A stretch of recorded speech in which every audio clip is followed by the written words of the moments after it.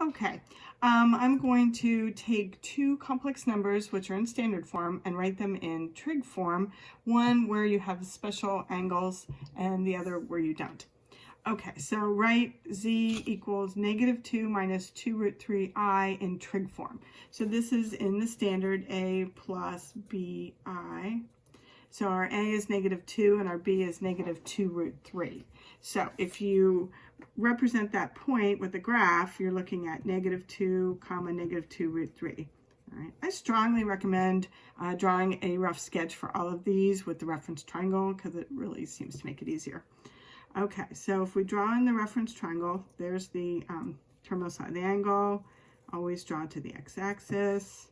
All right, and here's our theta prime, our reference angle in there.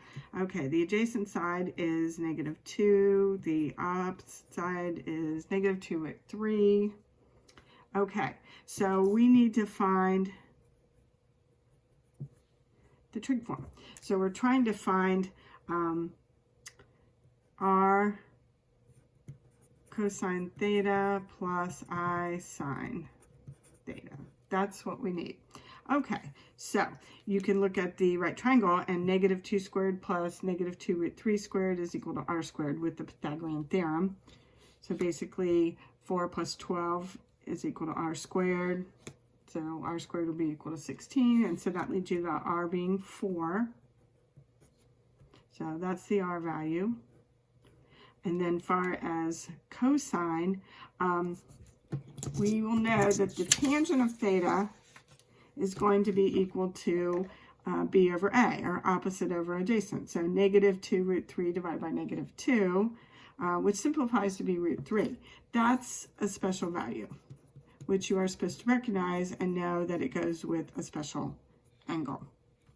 Okay, so if you think of it this way, this will actually give you a reference angle, all right? So if you do the inverse tangent of root 3, if you do it on the calculator, it'll give you 60 degrees. It won't give you pi over 3 directly. It'll give you the decimal equivalent of that. But if you remember inverse tangent, it only gives you answers in quadrants 1 or 4. So it actually will give you 60 degrees here, okay? Okay, so you have to realize that your angle is actually in the third quadrant. So if this much is 60 and this is 60 here, then if you do 60 plus 180, that will give you the actual angle that you need. So when it's in quadrant 3, you'll have to add 180 if you're doing degrees, and that's where I get 240. If you're doing radians, you have to add pi, and that's where you get 4 pi over 3. So for the final answer in degrees, it would be 4 times the quantity cosine of 240 degrees plus I sine of 240 degrees.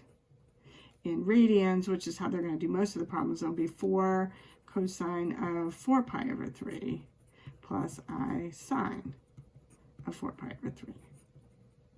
And that would be the final answer if you were doing it in radians.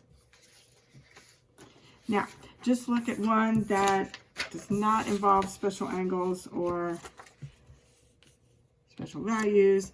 Writing this complex number, 5 minus 3i in trig form. Okay, so again, I'm going to represent it with the ordered pair 5, -3 and draw the reference triangle. All right.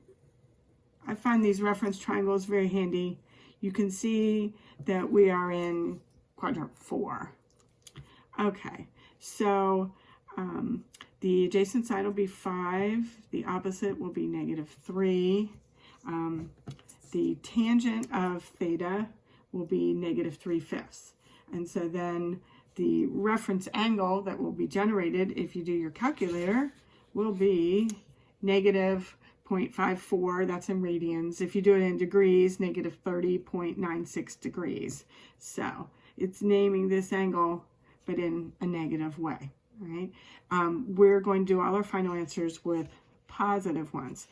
So we don't want to add 180 or pi to these because that would give you an angle in quadrant 2. And we really do want quadrant 4.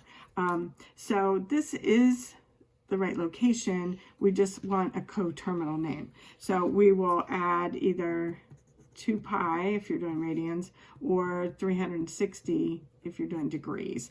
And then we'll get our argument to be positive and in the right range. Right.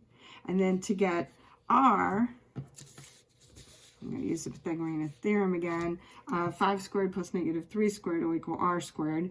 And that'll lead you to r being the square root of 34. Right. So then for a final answer, it would be either one of these, depending on if you're doing degrees or radians. The book mainly does radians, but occasionally they'll look at something in degrees. So that's why I'm showing you both ways.